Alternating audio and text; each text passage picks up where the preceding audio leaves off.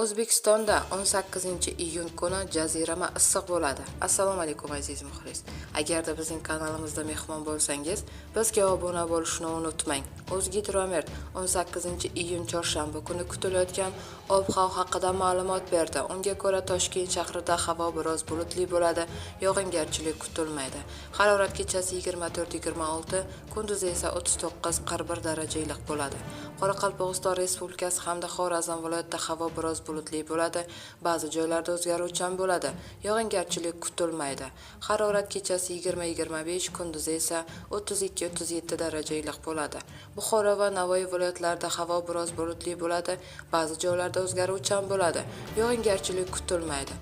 Harorat kechasi 23-28, kunduzi esa 39-44 daraja iliq bo'ladi. Toshkent, Sirdaryo, Jizzax, Samarqand viloyatlarida havo biroz bulutli bo'ladi, yog'ingarchilik kutilmaydi.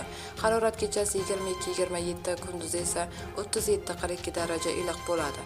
Qashqadaryo va Surxondaryo viloyatlarida havo biroz bulutli bo'ladi, yog'ingarchilik kutilmaydi. Harorat kechasi 23-28, kunduzi esa 39-44 daraja iliq bo'ladi. Andijon, Namangan va Farg'ona viloyatlarida havo biroz bulutli bo'ladi, ba'zi joylarda o'zgaruvchan bo'ladi, yog'ingarchilik kutilmaydi. Harorat kechasi 22-27, kunduzi esa 37-42 daraja iliq bo'ladi.